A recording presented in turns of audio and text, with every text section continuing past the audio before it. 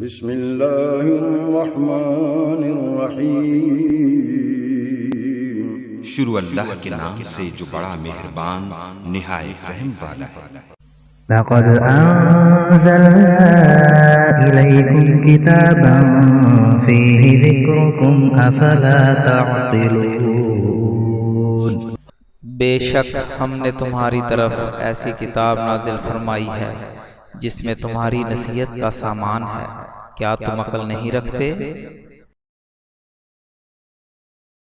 الحمد للہ الذی ہدانا لہذا وما كنا لنهتدی لولا ان هدانا اللہ واشهد ان لا الہ الا اللہ وحدہ لا شریک لہ واشهد ان محمدا عبدہ ورسولہ۔ اعوذ باللہ من الشیطان الرجیم، بسم اللہ الرحمن الرحیم۔ وَأَتِمُّ الْحَجَّ وَالْعُمْرَةَ لِلَّهِ۔ دوستان محترم،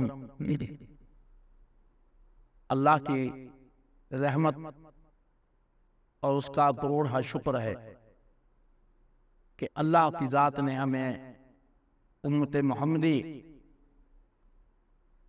میں پیدا کیا، اور یہ کائنات کی سب سے عظیم ترین دولت ہے۔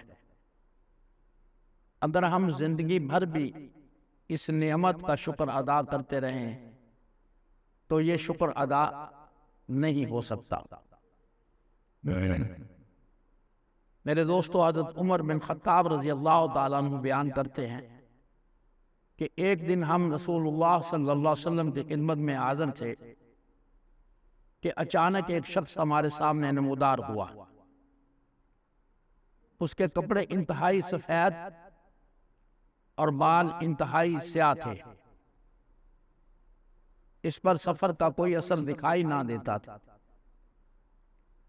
ہم میں سے کوئی اسے پہچانتا بھی نہیں تھا، حتیٰ کہ وہ آ کر نبی اکرم صلی اللہ علیہ وسلم کے پاس بیٹھ گیا اور اپنے گھٹنے آپ کے گھٹنوں کے ساتھ ملا دیے اور اپنے ہاتھ آپ صلی اللہ علیہ وسلم کی رانوں پر رکھ دیے اور کہا، اے محمد صلی اللہ علیہ وسلم، مجھے اسلام کے بارے میں بتائیے۔ پیارے آقا صلی اللہ علیہ وسلم نے ارشاد فرمایا، اسلام یہ ہے کہ تم اس بات کی گواہی دو کہ اللہ تعالیٰ کے سوا کوئی عبادت کے لائق نہیں، اور محمد صلی اللہ علیہ وسلم اس کے رسول ہیں۔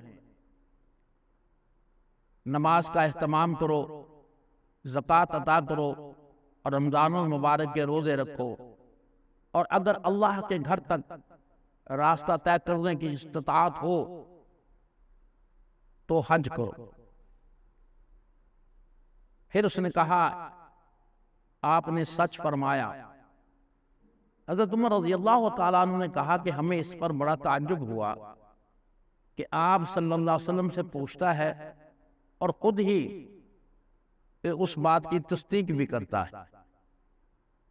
حضرت عمر رضی اللہ تعالیٰ عنہ بیان کرتے ہیں کہ وہ جب سائل چلا گیا تو میں کچھ دیر اسی عالم میں رہا، سوچ میں۔ پھر آپ صلی اللہ علیہ وسلم نے مجھ سے کہا، اے عمر، تمہیں معلوم ہے کہ پوچھنے والا کون تھا؟ میں نے عرض کی، اللہ اور اللہ کا رسول زیادہ بہتر جانتا ہے۔ تو آپ صلی اللہ علیہ وسلم نے ارشاد فرمایا، وہ جبریل علیہ السلام تھے، وہ تمہارے تمام لوگوں کو اور تم لوگوں کو دین سکھانے آئے تھے۔ جو وہ پوچھ رہے تھے اصل میں وہ آپ لوگوں کو سمجھا رہے تھے کہ دین کیا ہے۔ آج ہم اسی حدیث میں بیان کردہ ایک فرض کے بارے میں بات کریں گے جس کا ہر لمحہ ایک یادگار ہے، وہ ہے بیت اللہ کا حج۔ فرمان باری تعالیٰ ہے جو میں نے پہلے آیت پڑھی سورۃ بقرہ میں سے کہ وَأَتِمُّ الْحَجَّ وَالْعُمْرَةَ لِلَّهِ، اور اللہ کے لیے حج اور عمرہ پورا کرو۔ یہاں یہ بات واضح ہو گئی کہ حج اور عمرہ اللہ کے لیے ہے، اس کی رضا کے حصول کے لیے آج ہم فرمان مصطفیٰ صلی اللہ علیہ وسلم کی روشنی میں جانیں گے کہ یہ فریضہ کیسے ادا ہو۔ حضرت انس رضی اللہ تعالیٰ عنہ سے نبی صلی اللہ علیہ وآلہ وسلم سے اللہ تعالیٰ کا قول بیان کرتے ہیں، وَلِلَّهِ عَلَى النَّاسِ حِجُّ الْبَيْتِ مَنِ اسْتَطَاعَ إِلَيْهِ سَبِيلًا، لوگوں پر اللہ کے لیے حج فرض ہے اس شخص پر جو اس تک سبیل کی استطاعت رکھتا ہو۔ حضرت انس رضی اللہ تعالیٰ عنہ نے عرض کی کہ آپ صلی اللہ علیہ وسلم سے پوچھا، یا رسول اللہ صلی اللہ علیہ وسلم سبیل سے کیا مراد ہے؟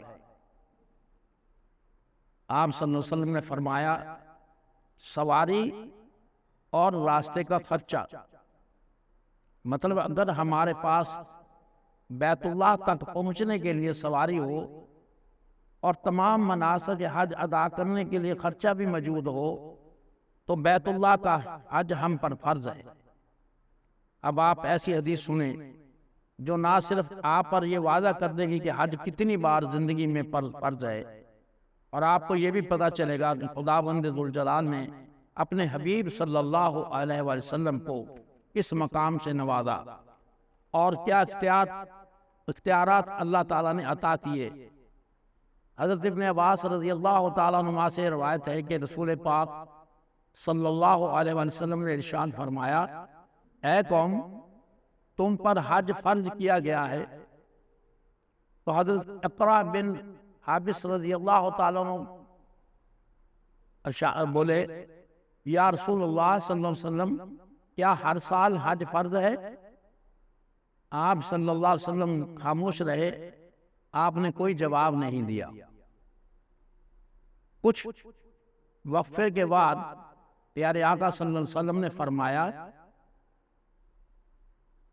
کہ اگر میں ہاں کہہ دیتا تو میری امت کو ہر سال حج ہر بندے کو کرنا پڑتا۔ آپ نگاہ نبوت سے امت کو دیکھ رہے تھے کہ میری امت یہ فرض ادا ہر سال نہیں کر سکتی۔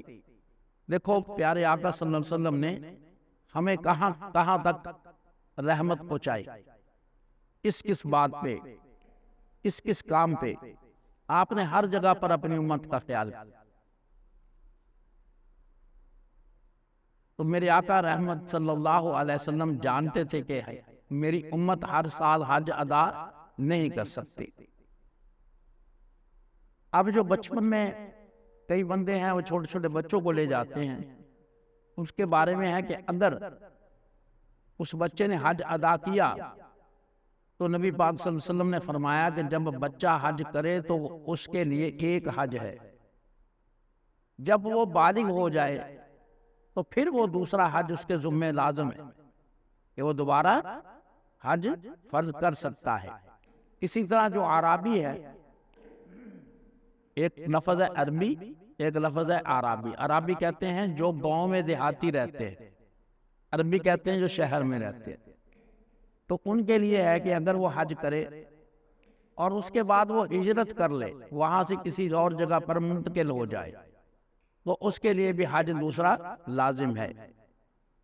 اب جو لوگ بوڑھے ہیں، جا نہیں سکتے، ان کے لیے آپ نے فرمایا، ابن فضل بن عباس رضی اللہ تعالیٰ عنہ وہ بیان کرتے ہیں کہ ایک آدمی نے کہا، اے اللہ کے رسول صلی اللہ علیہ وسلم، میرے والد اور میری والدہ بہت بوڑھی ہے، اگر میں ان کو سواری پہ سوار کراتا ہوں تو وہ جم کر بیٹھ نہیں سکتی۔ پہلے زمانے میں تو یہ رکشے وغیرہ نہیں ہوتے تھے، گاڑیاں نہیں ہوتی تھی، گھوڑے یا کھچر یا گدھے ہوتے تھے۔ تو انہوں نے کہا کہ میں اگر ان کو باندھ دیتا ہوں تو مجھے ڈر ہے کہ وہ کہیں مر نہ جائیں، تو میں کیا کروں؟ آپ نے فرمایا کہ اگر تمہارے والد یا تمہاری والدہ پر قرض ہو تو کیا آپ اس قرض کو اتاریں گے، لوٹائیں گے؟ انہوں نے کہا بالکل۔ آپ نے کہا اسی طرح ہی تم حج بھی ان کی جگہ کر سکتے ہو، حج ان کی جگہ تم کر سکتے ہو۔ خشعم قبیلے کی ایک عورت نے حجۃ الوداع کے موقع پر پیارے آقا صلی اللہ علیہ وسلم سے پوچھا یا رسول اللہ صلی اللہ علیہ وسلم، اللہ تعالیٰ کا فریضہ حج جو بندوں پر لازم ہے وہ میرے باپ پر بھی لازم ہو گیا، مگر وہ بہت بوڑھے ہیں اور سواری پر سوار ہونے کی طاقت نہیں رکھتے، میں ان کی طرف سے حج ادا کر لوں؟ تو آپ صلی اللہ علیہ وسلم نے فرمایا ہاں، آپ اپنے ماں باپ کی طرف سے حج کر سکتے ہیں۔ یہ اس لیے میں بتا رہا ہوں کہ لوگوں کو علم ہو جائے کہ بچی اگر اپنے ماں باپ کی طرف سے حج کرنا چاہے تو وہ بھی کر سکتی ہے اپنے خامد کی رضامندی سے۔ جابر بن عبداللہ رضی اللہ تعالیٰ عنہ سے پوچھا گیا کہ رسول اللہ صلی اللہ علیہ وسلم کے حج کے متعلق بتائیے کہ آپ نے کس طرح حج کیا، تو انہوں نے بتایا رسول پاک صلی اللہ علیہ وسلم 9 برس تک مدینہ میں ٹھہرے اور آپ نے اس وقت تک حج نہیں کیا۔ پھر 10ویں سال آپ نے لوگوں میں اعلان کیا اور مدینے کے تمام لوگ اکٹھے ہو گئے۔ ہر بندے کے دل میں یہ حسرت تھی کہ ہم نبی پاک صلی اللہ علیہ وسلم کے ساتھ جا کر حج کریں، لہٰذا سب لوگ اکٹھے ہو گئے۔ پہلے وہ ذوالحلیفہ کے مقام پر پہنچے، رسول پاک صلی اللہ علیہ وسلم نے مسجد میں نماز پڑھی، پھر اپنی سواری پر سوار ہوئے، اسے قصوہ کہتے ہیں۔ جب آپ اونٹنی پر سوار ہو گئے تو اونٹنی بیضاء کے مقام پر کھڑی ہو گئی، حتیٰ کہ میں نے دیکھا، وہ جو حدیث بیان کر رہے ہیں روایت، کہ تمام لوگ ہی لوگ نظر آ رہے تھے، آپ کے دائیں بائیں پیچھے بہت دنیا تھی، کچھ پیدل تھے کچھ سوار تھے۔ تو آپ صلی اللہ علیہ وسلم پر اس وقت قرآن نازل ہو رہا تھا، آپ سب کے درمیان میں تھے اور آپ صلی اللہ علیہ وسلم قرآن کے مطلب کو خوب جانتے تھے۔ پھر آپ صلی اللہ علیہ وسلم نے توحید کے کلمات ادا کیے، مقصد آپ نے تلبیہ کی، اس کو پڑھا، لبیک اللہم لبیک، میں حاضر ہوں اے اللہ، میں حاضر ہوں، لبیک لا شریک لک لبیک، حاضر ہوں تیرا کوئی شریک نہیں، میں حاضر ہوں، ان الحمد والنعمت لک والملک لا شریک لک، بے شک تعریف اور بادشاہی تیرے لیے ہے، تیرا کوئی شریک نہیں۔ لوگ بھی اس کو آپ کے ساتھ ساتھ بلند آواز سے پڑھنے لگے، اور نبی مکرم صلی اللہ علیہ وسلم نے کسی کو منع نہیں کیا۔ رسول پاک صلی اللہ علیہ وسلم تلبیہ کہتے رہے، حتیٰ کہ ہم آپ صلی اللہ علیہ وسلم کے ساتھ بیت اللہ پہنچ گئے۔ جابر رضی اللہ تعالیٰ عنہ کہتے ہیں کہ ہماری صرف حج کی نیت تھی، ہم عمرے کے متعلق نہیں جانتے تھے، اس وقت تک نہیں جانتے تھے، حتیٰ کہ جب آپ صلی اللہ علیہ وسلم کے ساتھ بیت اللہ پہنچے تو آپ نے رکن کو چھوا، 3 بار رمل کیا اور 4 بار معمولی چال سے چلے۔ یہ یاد رکھیں کہ جب حج کرنے جاتے ہیں یا عمرہ کرنے جاتے ہیں، جب عمرہ کیا جاتا ہے تو جب طواف شروع کرتے ہیں تو اس میں پہلے 3 چکر جو ہیں اس کو رمل کہتے ہیں، وہ ذرا ایسے چلنا ہوتا ہے جیسے بندہ بھاگ رہا ہو۔ اس کے بعد وہ جو آپ نے ننگا کیا ہوتا ہے حصہ، اس کو ڈھانپ لیا جاتا ہے اور عام چال سے 4 چکر لگائے جاتے ہیں، اور ہر چکر کے ساتھ آپ نے استلام کرنا۔ استلام کہتے ہیں خانہ کعبہ کے ساتھ جو پتھر نصب ہے حجر اسود، اگر آپ میں طاقت ہے تو اس کو چوم سکتے ہیں۔ پیارے آقا صلی اللہ علیہ وسلم نے ارشاد فرمایا کہ اگر آپ میں طاقت نہیں ہے تو دور سے آپ استلام کر سکتے ہیں۔ اللہ اکبر لا الہ الا اللہ واللہ اکبر وللہ الحمد، تو یہ پڑھنا ہوتا ہے۔ بسم اللہ اللہ اکبر بھی کہہ دیتے ہیں۔ تو آپ صلی اللہ علیہ وسلم نے 4 بار معمولی چال سے طواف کیا اور اس کے بعد مقام ابراہیم کی طرف گئے اور نماز پڑھی۔ پھر یہ آیت پڑھی، آپ نے زور سے آیت پڑھی، ثم تقدم الى مقام ابراہیم فصلی، مقام ابراہیم کو نماز کی جگہ بناؤ۔ انہوں نے مقام ابراہیم کو اپنے اور بیت اللہ کے درمیان رکھا۔ میرے والد کہتے تھے کہ نبی پاک صلی اللہ علیہ وسلم نے دونوں رکعتوں میں قل هو اللہ احد اور قل یا ایھا الکافرون پڑھی، پھر رکن کی طرف واپس آئے تو پھر اسے چھوا اور پھر دروازے سے نکل کر صفا کی طرف چلے گئے، اور جب صفا پر پہنچے تو یہ آیت پڑھی ان الصفا والمروہ من شعائر اللہ، بے شک صفا اور مروہ اللہ کی نشانیوں میں سے ہیں۔ میں بھی اس چیز سے شروع کرتا ہوں جس سے اللہ نے شروع کیا۔ پھر صفا پر چڑھے حتیٰ کہ آپ نے بیت اللہ کو دیکھا تو اللہ کی توحید بیان کی اور اس کے لیے تکبیر پڑھی اور کہا لا الہ الا اللہ وحدہ لا شریک لہ لہ الملک ولہ الحمد یحیی و یمیت وہو علی کل شیء قدیر۔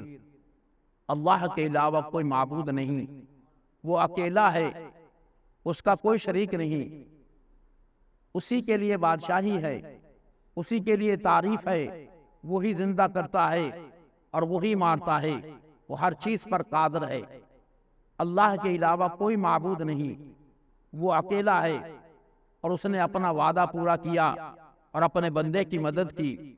اس اکیلے نے کئی گروہوں کو شکست دی۔ پھر آپ صلی اللہ علیہ وسلم نے اس کے درمیان دعا کی 3 بار اس طرح فرمایا۔ پھر آپ صلی اللہ علیہ وسلم مروہ کی طرف اترے حتیٰ کہ آپ کے قدم وادی کے درمیان میں پہنچ گئے۔ جب بندہ طواف کر چکتا ہے تو اس کے بعد صفا مروہ پر 7 چکر لگانے ہوتے ہیں، یہ اس کے متعلق بات ہو رہی تھی۔ عبداللہ بن عبد الرحمن دارمی کہتے ہیں آپ صلی اللہ علیہ وسلم نے رمل کیا حتیٰ کہ جب آپ اوپر چڑھے تو چلنے لگے۔ جب ہم مروہ پر پہنچے تو آپ صلی اللہ علیہ وسلم نے مروہ پر اسی طرح کیا جس طرح صفا پر کیا۔ جب مروہ کا آخری چکر ہوا تو آپ صلی اللہ علیہ وسلم نے فرمایا جو بات مجھے بعد میں معلوم ہوئی اگر پہلے معلوم ہو جاتی تو میں قربانی کا جانور نہ لاتا۔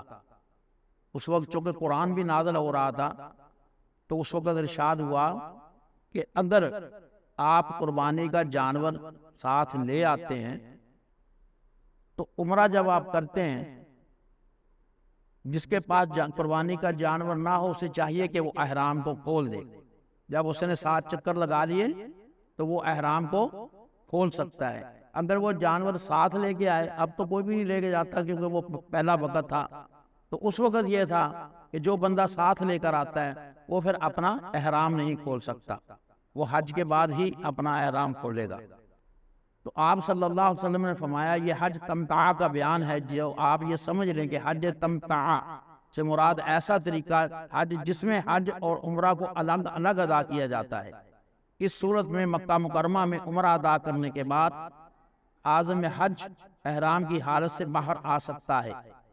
اسی طرح اس بات پر 8 ذی الحجہ یعنی حج کے ارادے سے احرام باندھنے تک احرام کی پابندیاں ختم ہو جاتی ہیں۔ 8 ذی الحجہ سے حج کے لیے دوسرا احرام باندھنا پڑتا ہے۔ امید ہے کہ آپ یہ باتیں سمجھ رہے ہوں گے انشاءاللہ۔ پھر سراقہ بن مالک شکریہ بن جوشم رضی اللہ تعالیٰ عنہ کھڑے ہوئے، انہوں نے کہا اے اللہ کے رسول صلی اللہ علیہ وسلم اسی سال کے لیے یہ حکم ہے یا ہمیشہ کے لیے؟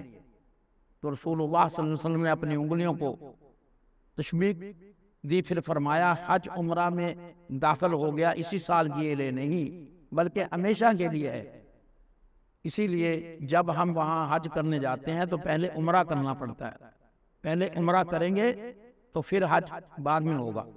آپ صلی اللہ علیہ وسلم نے دوبارہ ارشاد فرمایا، اور جابر رضی اللہ تعالیٰ عنہ کہتے ہیں کہ قربانی کے جو جانور علی رضی اللہ تعالیٰ عنہ یمن سے اپنے ساتھ لائے تھے جو نبی پاک صلی اللہ علیہ وسلم کے تھے وہ کل 100 جانور تھے۔ پیارے آقا صلی اللہ علیہ وسلم اور ان لوگوں کے علاوہ جن کے پاس قربانی نہیں تھی سب لوگوں نے احرام کھول دیا اور بال کتروائے، اور جب تربیہ کا دن 8 ذی الحجہ ہوا تو آپ صلی اللہ علیہ وسلم منی کی طرف آئے۔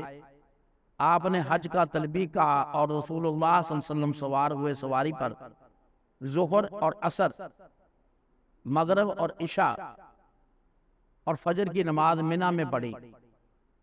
پھر تھوڑی دیر بعد ٹھہرے حتیٰ کہ سورج طلوع ہوا، آپ صلی اللہ علیہ وسلم نے حکم دیا نمرہ میں آپ کے لیے چمڑے کا خیمہ بنایا جائے۔ پھر پیارے آقا صلی اللہ علیہ وسلم سوار ہو کر چلے تو قریش کو اس بات پر شک نہیں تھا کہ آپ صلی اللہ علیہ وسلم المشعر الحرام شہر کے پاس ٹھہریں گے، جس طرح قریش جاہلیت میں مزدلفہ میں کیا کرتے تھے۔ مگر رسول اللہ صلی اللہ علیہ وسلم آگے چلے، حتیٰ کہ سورج جب ڈھل گیا تو آپ صلی اللہ علیہ وسلم وادی نمرہ کے درمیان آئے اور لوگوں کو خطبہ دیا اور فرمایا تمہارے خون، تمہارے مال اسی طرح حرام ہے جس طرح تمہارے اس دن میں، تمہارے اس مہینے میں، تمہارے اس شہر میں۔ خبردار، جاہلیت کے زمانے کی ہر چیز میرے قدموں میں رکھی گئی ہے، اور جاہلیت کے خون معاف کر دیے گئے، اور پہلا خون جو معاف کیا جاتا ہے وہ ربیعہ بن حارث کا ہے، جو بنو سعد کے قبیلہ میں دودھ پیتا تھا، اسے قبیلہ بنو حازیل نے قتل کر ڈالا اور جاہلیت کا سود ساقط کر دیا گیا۔ پہلا سود جسے میں معاف کرتا ہوں وہ عباس بن عبد المطلب رضی اللہ تعالیٰ عنہ کا سود ہے، وہ تمام میں معاف کرتا ہوں۔ عورتوں کے متعلق اللہ سے ڈرو، کیونکہ تم نے انہیں اللہ کی امانت کے طور پر لیا اور اللہ کے کلمہ کے ذریعے تم نے ان کی شرمگاہوں کو حلال دیا، اور تمہارا بھی ان پر حق ہے۔